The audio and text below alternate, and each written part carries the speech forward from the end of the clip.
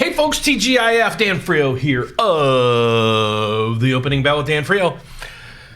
So, we're going to go over the employment numbers, how that's going to affect the stock market, how that's going to affect the bond markets, and how it's going to affect you in regards to your portfolio, your Roth IRAs, your 401ks, your credit card rates, and everything more. So don't go away. We'll be right back with that great news.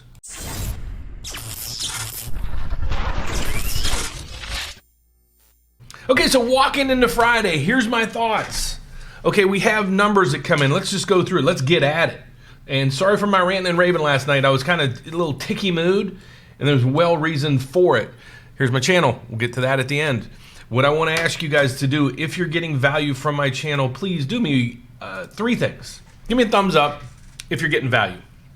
Comment down below. I need your comments. I need to know what you guys are talking about. We're going to do a series today. I told you guys we'd have a cryptocurrency guy on here Thursday and Friday. He's coming in today for video. So we will be posting that video on Tuesdays. Every Tuesday for the next 3 or 4 weeks, we're going to go through crypto training. What is crypto? How it works and how you can buy it. Again, I'm not a stockbroker. I'm not a financial planner. I'm doing this to teach you guys. It's to entertain, educate, and teach you guys. You do your own due diligence, and you do what you need to do to cover your positions. I'm a mortgage guy. If you need a mortgage, check out my channel every night about 5 o'clock Central Standard Time. I go over where mortgage rates are in the housing market, and my views have tripled in the last. For some reason, I was getting 1,000, 1,500 hits a day. We're about 3,000 to 4,000 views a day. So my views are tripling thanks to you guys. So I can't thank you enough. So let me go down my train of thought here, what was going on coming into the Friday market. All right, so let's look at this. So on Wednesday, ADP comes out, and they come in and says U.S. private payroll increased by sluggish 117,000. Okay, so my biggest concern, if you guys watch this channel as well as my rate update, is what's the employment numbers going to do on Friday, which would be today? Because the assumption was if that number is hot, meaning really aggressive, meaning a lot more people were back to work, it is going to spike the mortgage back or the treasuries. When you hear all these websites and everybody on the news talking about treasury yields or bond yields and so forth, that's what we're talking about. So expectation was if the number comes in hot today from the government, that the rates would spike again. Okay, so because of that, I monitor all week long the employment numbers, so I can get basically an educated guess where Friday is going to put us. So that's the backdrop of this story. So Wednesday comes along and we have U.S. private payroll increased by sluggish, the word sluggish, 117,000. Okay, so that tells me on Wednesday we have a weak job market, gains well below economic forecasts. Okay, so that telling me on our Friday number from the government should be below what we're expecting. That's what your thought would be, okay? Then you go to jobless claims that were just posted yesterday. Jobless claims, another 745,000 people applied for jobless claims in a week. Okay? That was higher than expected because we're expecting 736. It's still a bad number. All right? Well, what happens to today? What's today's news? Well, stocks pairs gains as rate fears after strong job report.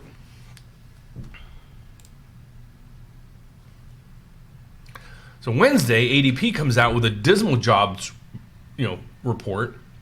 Yesterday, we see that more and more people were filing unemployment. What would you think? Well, your guess would be today's number would be bad. No. It's double what they expected. How? Guys, I'm doing the best I can. I follow everybody and their mother. I read this. I follow this all day long. If you're my family, you're like, hey, husband, hey, dad, can you join us with some of this stuff? I'm inundated in this. Guys, I'm confused. And if you watch CNBC, CNN, all these Bloomberg, Reuters, this, that, everybody's like, they're trying to cover their butts. I'm telling you as it is, guys, we're all confused. So what I'm going forward is I'm going to do several things. So we're going to talk right now about stocks, crypto, real estate, mortgage rates, and such, and bonds. So let's get back to that. Stop my ranting. So the stock market right now, you have, let's go back to Yahoo Finance. What's the headline news? February jobs report smashes expectations. Well, it's funny because ADP came back and says gains well below economic forecasts. Guys, what is it?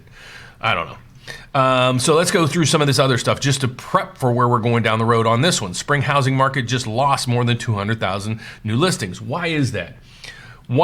People aren't putting their homes on the market because there's no inventory.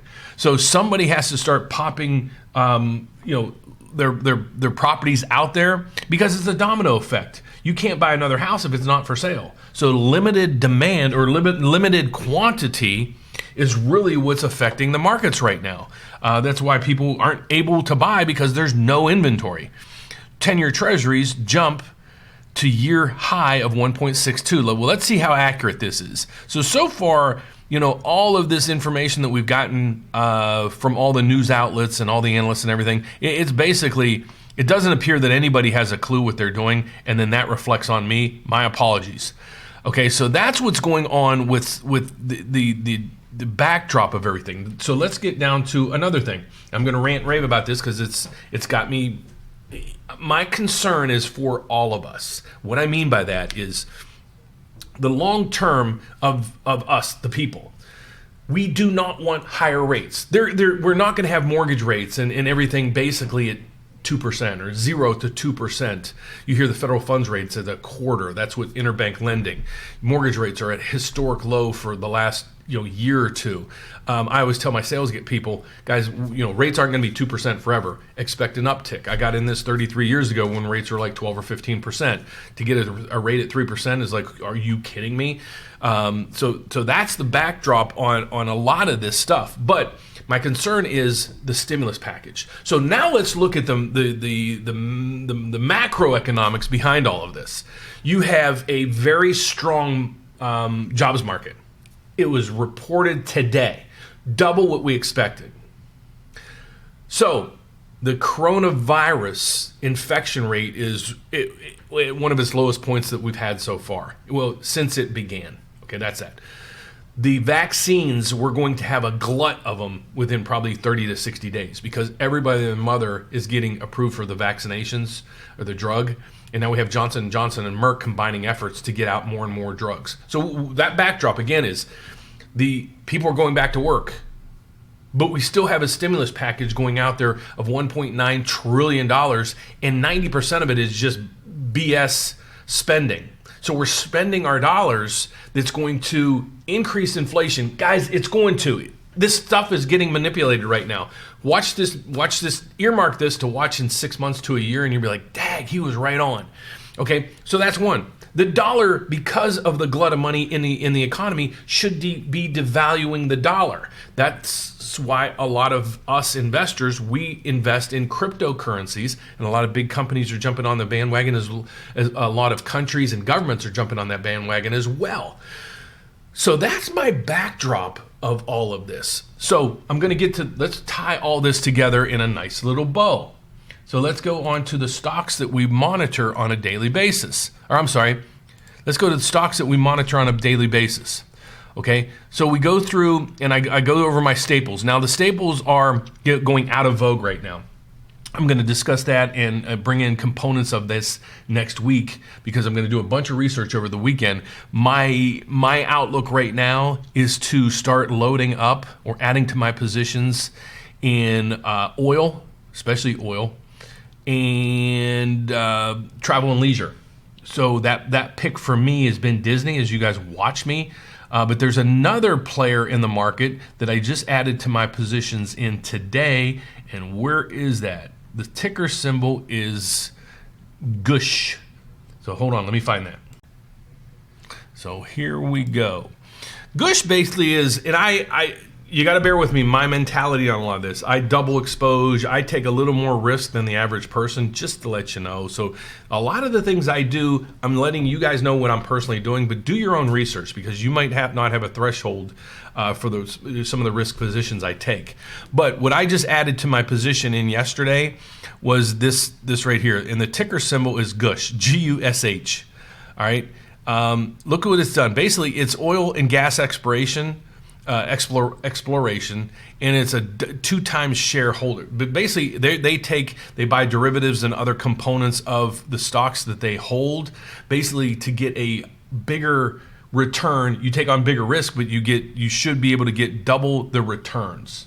Okay, so let's see the pattern of this thing over the last. Let's go to the last year. And we were up, and then we crashed. Why was this crash? What happened last year in March?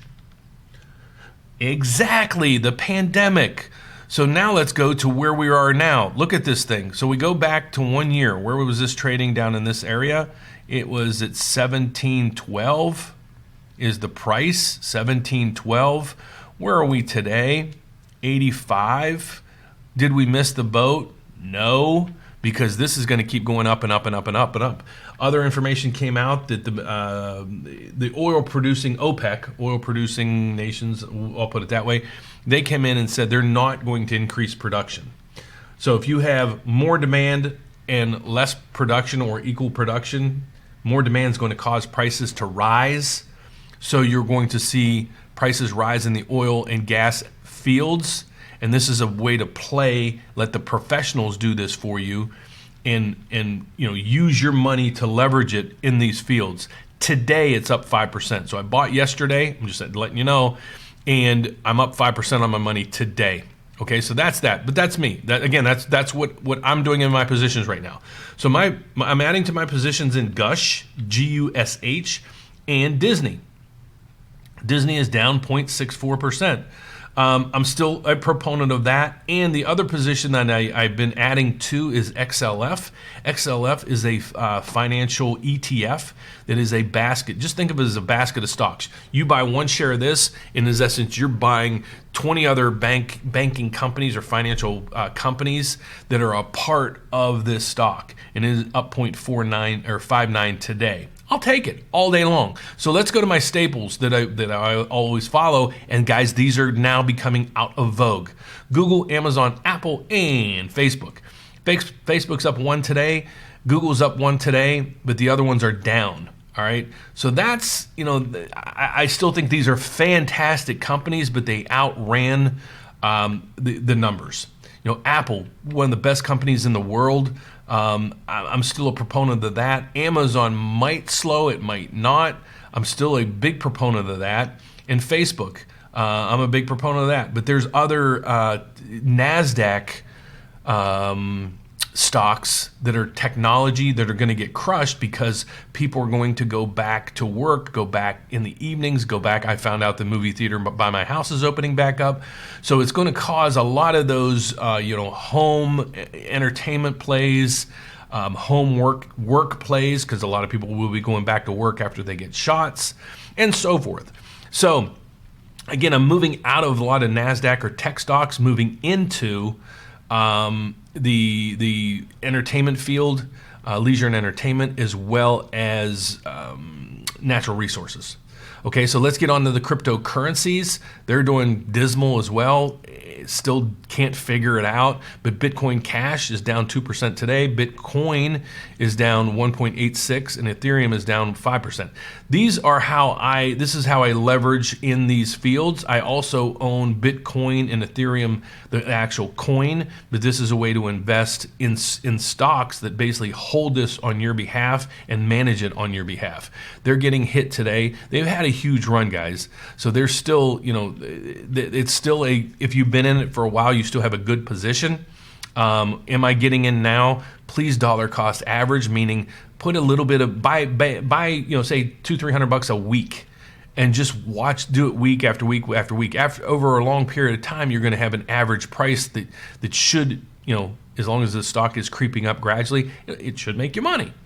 All right, so that is where we are right there. You can go through here. There is a lot of red, There's only pockets of green, and you can see right here, American Electric Power, that's up. Again, that's a natural resource, or the play that I'm going through.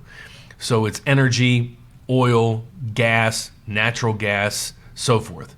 What I've been dumping, though, let me show you how stop losses work, because I've had them start kicking in hard and furious in the last couple days. So this is my holdings, and you can see that I added to my Gush position, or I bought into Gush. I just bought 50 shares because, again, I dollar cost average. I usually, when I like a stock, I don't jump in with both feet. I'll dabble. But look at my blockchain companies. You can see that I got out all these positions. Sell, because my stop loss triggers hit. What does stop losses do for you? Well, it does this. If you can't keep your eye on the ball, protect yourself. So what I did in all these positions is I bought, let's say for example on Riot, I bought that I think initially at $12. It ran to like 70.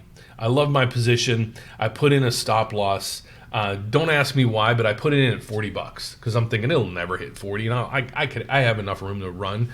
I bought it 14 and it went to 70. I was up 5 times my money. So I'm like, I'm happy with 4 times my money. So I'll just put a stop loss in at 4 times my money. So what happens is you put that order in, and you can put it in for a day or basically until it triggers. Okay, so what I did is I put a stop loss in, as you can see, and I'll show you here in a second, at 40. When the stock hits 40, as soon as it clicks below 40, it's triggering sell orders. Why? Because when I'm busy at work, when I'm on vacation, I don't want to say weekends because the market isn't trading on weekends. When I don't have my thumb on the pulse, I want to be protected. So I want to say, you know what? If it hits this level that I don't want to own that position anymore. I want to cover my gains.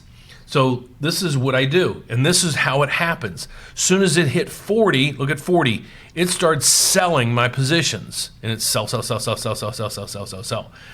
Same thing with Hive. As soon as it hit 342, 345, I put in also triggers at, like on this one, I put it in at 320, probably 27, 326, 345, 340. So I'll do 325, 335, 340, 345, and it just kept kicking and kicking and kicking.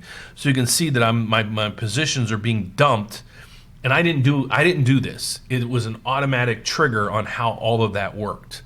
Okay, so that's a way to cover your positions. So again, we're back to the stock market. If you're in something and you have big gains, please look at selling or setting in a stop order on your stocks to protect your positions. The cryptocurrencies, what are they doing today? Well, we have Bitcoin down 2, we have Ethereum down 5. The other positions that I hold are Litecoin, it's down 4.5, and Bitcoin Cash, which is down 4. Guys, I'm still a believer of these. I have not reduced any positions on any of these because I'm basically a hodler. What hodler means is somebody at one point when cryptocurrency was created, they were typing to somebody and said, I'm going to hold my Bitcoin, but they misspelled it and put in, I'm going to hodl my Bitcoin, and it stuck. So now people in the crypto world reference this as hodling instead of holding. All right, so you have where the jobs report came in. Let's tie it up here in the stocks and crypto. You had the job market come in, and it was better than expected. Okay, however, we still have that stimulus package getting approved, and it's going to get approved. They vowed they don't care. They just told all that their followers and their supporters and their voters that we're going to send you a ton of free money. Vote for us, and they got voted into office. So that's going through. What should that do for the dollar and interest rates? Well, it should spike interest rates, and it should devalue the dollar because you have more dollars in the market with a finite amount of goods. So what's going on with the dollar? Well, let's go figure. It's up. Why? Makes no sense. And you can ask any analyst, and they're going to be like, if you gave them the backdrop I just gave you, they'd be like, well, absolutely, the dollar would be getting crushed. It's not. And we're trading, but the good news is we're trading. Let's see if we can micro this down. I want to see where we're at on the line. And guys, I'm doing this live. I didn't look at this morning before I got in here. So we're trickled above the line just a hair, but we're right there. I don't like that. I still think we should be trading at 90 or below. I'm missing it, but if you ask 100 people, you give them the backdrop I gave you, 99% of the people are going to tell you exactly what I'm telling you. You can watch analysts, read everything about it, and do what you need to do for your due diligence, but they would be agreeing with me. Another area that I follow, some people follow the VIX. It's the volatility index in the stock market. One of the areas that I follow is the Freed and Greed Index. You can find it at money.cnn.com. It's saying right now that that it is, if you follow me for a while, when we get down here, when this arrow is pointing here, it means that the market is extremely greedy, meaning the market is way overpriced. The further you get here, the further you go back down through here is basically, people are not buying in this range. And then we get right in the middle, it's neutral. You have the same amount of buyers as sellers, so that should stagnate the market. When I see us drop below 50, I start really monitoring my portfolio, and hopefully I have a glut of cash on the sidelines that I can buy when I think there's a bottom. So right now there's a lot of people fearing. I'm trying to pick my bottom. It's really tough. It's like the people that follow me for mortgage rates. Everybody sits on the sidelines, sits and sits and sits, and wants that ultimate lowest rate that they can possibly ever get. Does anybody ever do it? Very rarely. So does anybody ever pick the ultimate low on a stock or sell at the ultimate high? No, unless you have insider trading. But this is one of the areas that I follow, so I'll be diligently checking out all my positions in certain areas. Again, financials, entertainment and leisure, and oil, gas, natural resources. Those are the areas I'm focusing on right now. So let's get over to the mortgage rates, bond yields, and such. This was up. Let's go to the intraday because I can show you. This was up when I walked in and logged in this morning, and now we're starting to reverse course. So let's see. We walk in this morning and we rally up. So we were up. Now we're starting to come back down to neutral. So we opened the day right here, dropped out of the gate. Nothing really was posted. So when the market opened, everybody was dumping, and then people started to buy. The price dropped again, and then we have buyers. This green, I like the green candlestick here. It's offsetting a lot of the sell pressure, and then we have green candlesticks through here. Then we have red. Red means there's more sellers than buyers. Green means there's more buyers than sellers. So green is a good signal that these numbers are going to continue to go up.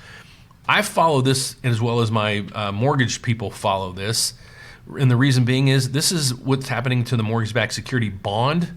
It's the price of a bond that is the controls or is the biggest factor or the biggest component of mortgage rates. Again, this is the price. As the price goes up, mortgage rates go down. Inverse relationship. As the price goes down, mortgage rates go up. So we love when the charts are in green or going up. Let me show you what the last quarter has done. So we were doing fantastic. Everything was stable. Then we had a hiccup. This was the inauguration when there was a lot of chaos there. Then we had hiccups. We went back to normalcy, and then from here on, we just crashed. That's a bad trend right there.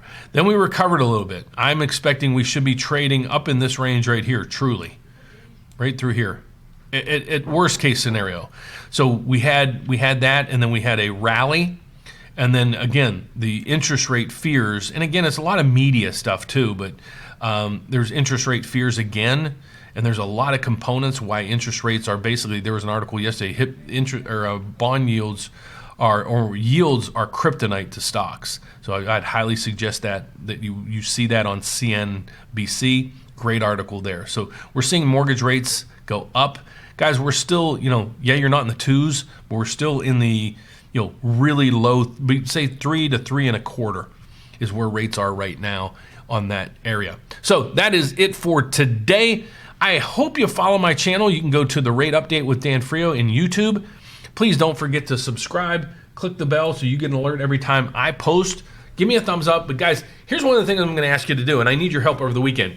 Help me find what's in this stimulus package. I need to know it. I'm trying to find it so I can expose what's involved in there in the hypocrisy in all of this. There's earmarks that are in there that are absurd. I found some stuff last night that'll be really upsetting to you. I'm going to try to post a video next week going through all these line items. It's not to tick you off. It's not to say, oh, the administration is terrible. It's to expose all this stuff to you. I'm not a doom and gloom theorist. I'm not an anarchist. I want to post to you the facts and the news. I have no agenda. I'm not posting right-wing stuff, left-wing things. I'm just providing you the facts. So God bless, guys. Have a great weekend and keep warm. Be safe. Get out there and have some fun. That's what I plan on doing. So I will see you next week. Bye-bye.